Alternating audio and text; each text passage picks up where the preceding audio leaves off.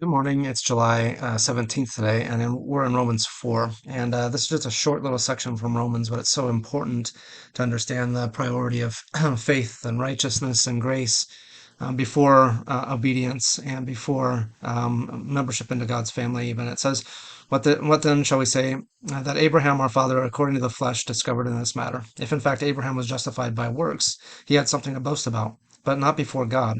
What does Scripture say? Abraham believed God, and it was credited to him as righteousness. So that's the very beginning of salvation for him, for all that would come from God, that was credited to him by God. And this is the righteousness that is outside of us. It's not something that Abraham had done to deserve it. It wasn't it wasn't his promise of being circumcised or following through on the law that made him righteous. It was a declaration by God and a gift from him.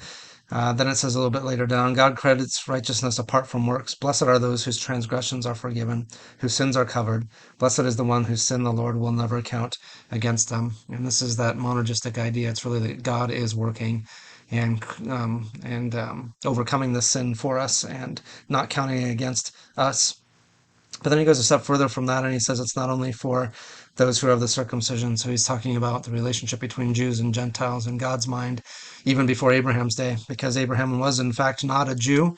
When he was born, he wasn't by any kind of ethnicity.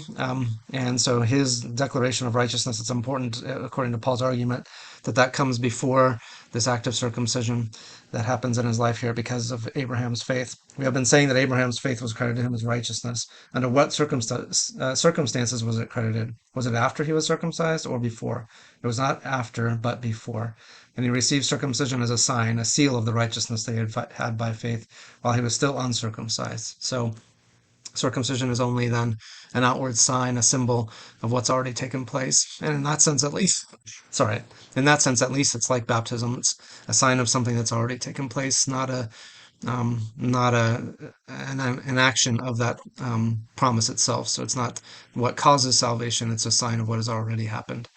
So good little section from Paul in Romans here today, and an important section for understanding justification and sanctification.